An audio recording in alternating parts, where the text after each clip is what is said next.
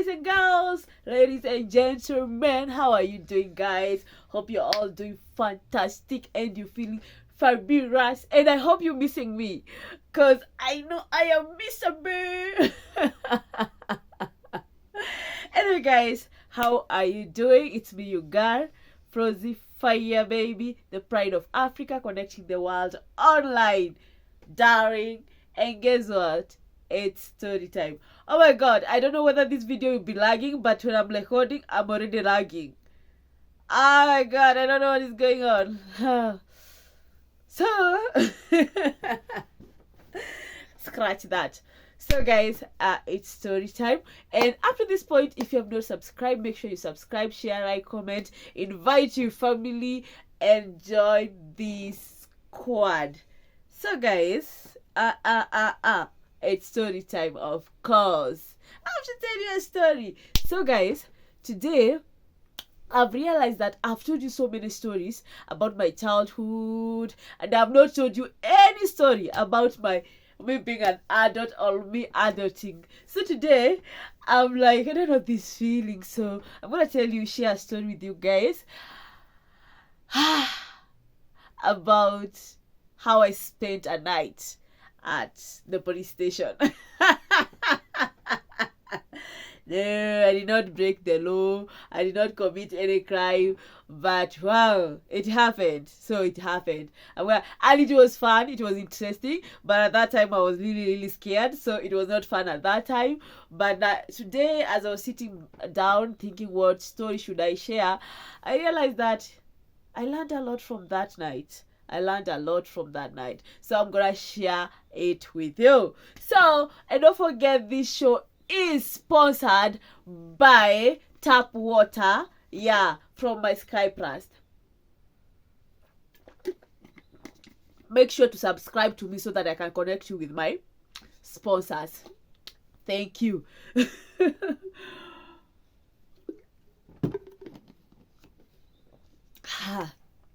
The year is 2013. The year is 2013. I will tell you how old I am. I know some of you are expecting me to say. Anyway, I'm 23 years old by then. Too bad, because I'm 23 years old. I have this hot blood. Anyway, so this particular day, I don't remember whether it was but it was a weekday. It was definitely a weekday. So I had taken my son home. So I was struggling to get a job, and I could go with people anywhere as long as I used to feel like I'll get something out of it, You could hustle. That's what you call hustle. So at this particular time, I was not staying where I stay. I used to live at Kahawa West. Nairobi, Kahawa West people. How are you doing? So I used to live at a place called Kahawa West, and it was a fine place. So this particular day, I don't know how I make friends. I don't really make friends so fast. But at this particular time, there was this girl and there was this new neighbor, and they looked fun. They look like they have it all figured out, and I'm here trying to figure out my life. And every time they talk, they could share nice, great stories about their job. They used to say that they used to do in a salon.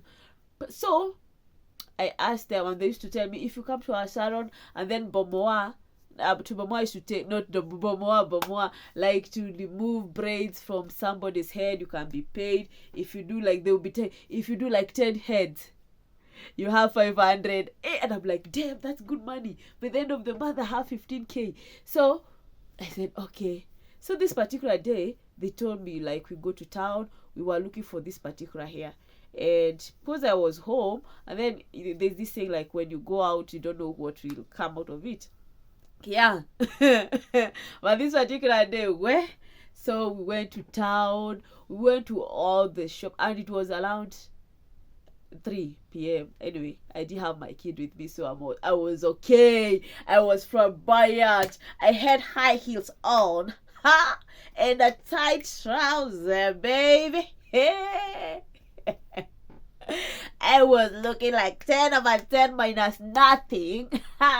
Going to town to look for it was a weave for a client. Hey, nobody could take me out of the way. Hey, nobody could take me out of the load. So we went to town. We went from shop to shop. And then the price was high. We don't buy. And then we said, it's too early. It was around 7. We say it's too early to go home. Let's walk around Nairobi at night. Let's walk, enjoy the seas of Nairobi at night. And miss that because I used to do that when I used to work in Best Ready. That's a story for another time.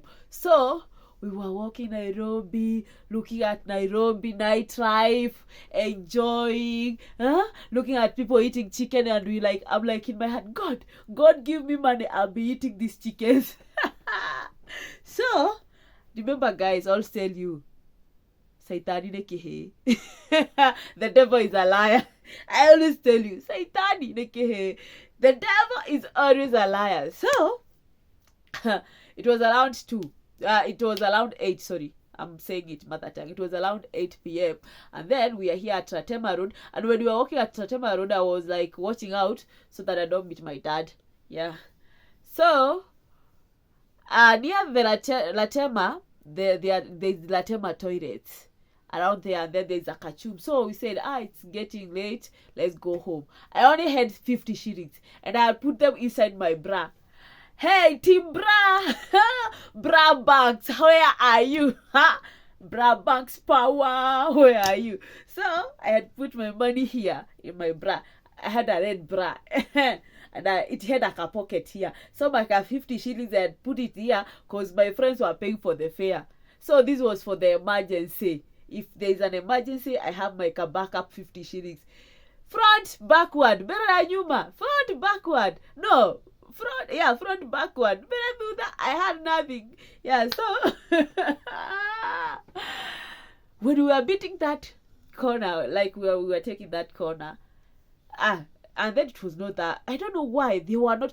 That corner is always highly populated. But at that time, there were not even those ladies who normally stand there. Like, it was very clear in a way. You like, why is this place so... They were not even hawkers. I'm like, it did not hit me. You know, when you don't know Nairobi nightlife, there are things you don't put in your head. I was just walking like it's any other town. Where? We went, we beat, like, we took the river road now because we were going to Lonangara now to take the bus. Because if you take the bus, at that time, we could have paid 40 to 50 shillings. So we were still on the road side.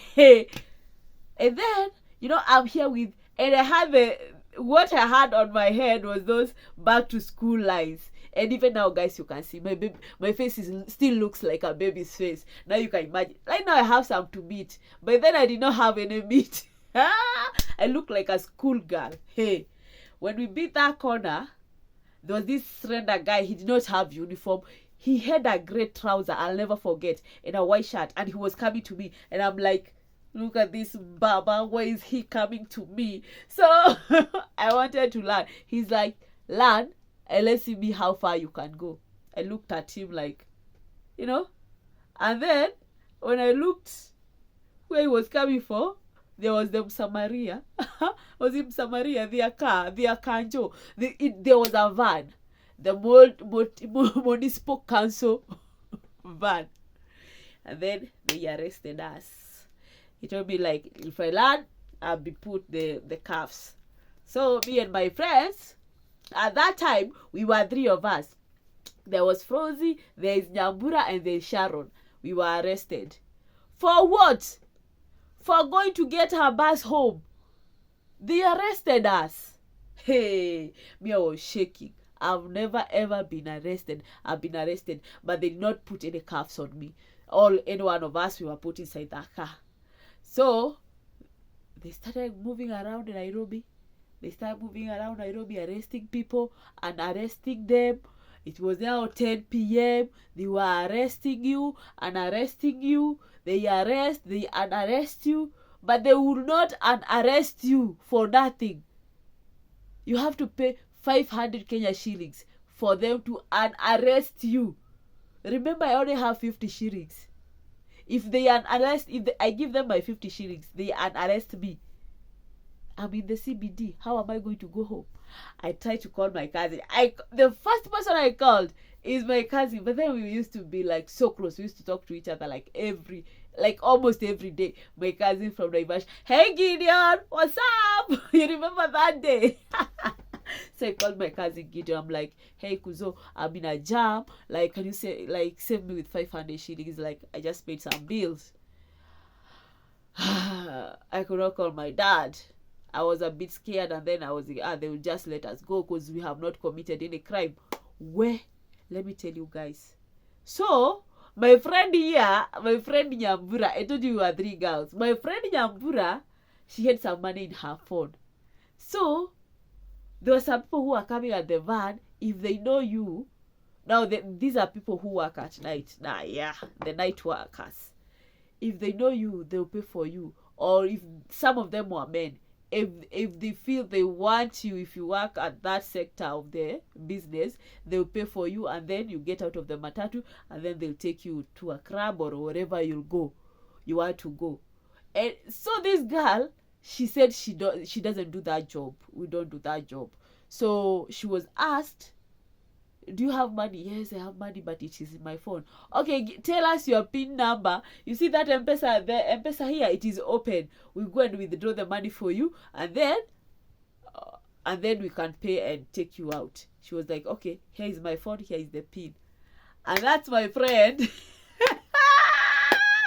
She is in a government. Don't forget, she is inside a government van. There's no way they're gonna let her walk out. And she was there looking at the person who took her phone, walk away with it. He passed the M-Pesa, and that's how he took her phone. It's called Nairobi. So I'm there, I'm like, Sharon, what are we gonna do? She looked at us and she's like, listen here, girls. I don't know you. You don't know me. Starting this moment, you don't even know my name. I was scared. What's wrong with this girl? Like, we came together. How come she's like, we don't know her, she don't know us? And that, my friends, that's how Sharon moved from where we were.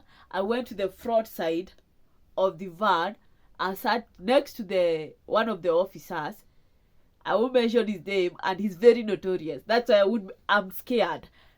They sat there and they started talking. And she's like, I just came from the village. I'm from Western. You know, the buses take a lot of hours to get to Nairobi. So that's why I got rate. I even have a bus ticket. This guy will not check the date. She took a bus. She had a bus ticket in her purse, but she did not show the date. Guess what? We continued. We had a very good trip of Nairobi at night. So I told you guys that most of the people who are getting arrested, they're the people who work at night. So if you don't want to get arrested, they will beat you. They have the whips. You know the whips that the Maasai, those whips that these officers carry. Okay, there's this girl, she was whipped. Thoroughly whipped. But she not getting them, but she rather be whipped. And then she was talking nasty. Oh my God. The things I had inside that van. Oh my God. I was looking at him and I'm like, I was respecting you. Now the respect is gone. And then it's like they had something going on. Because if there are people who are arrested like 3 times, and they will say, I've just been dropped by the other van. They had like 4 vans following each other.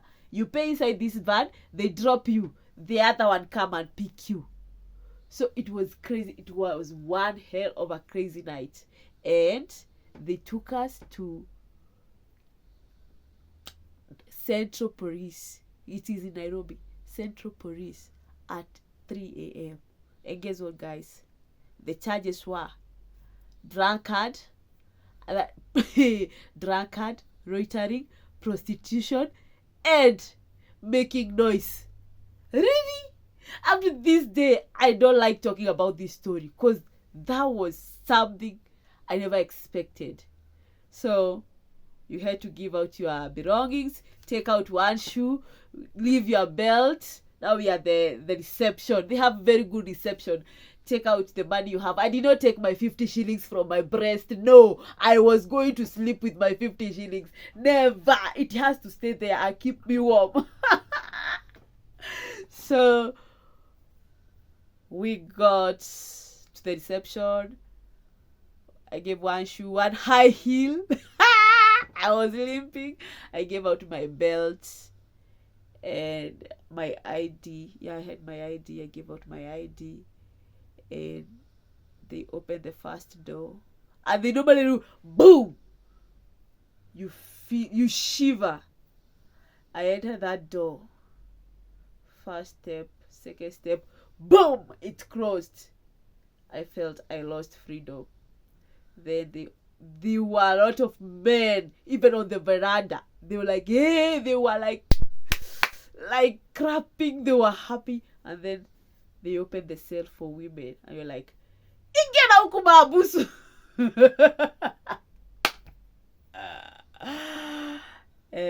Guys, I got inside.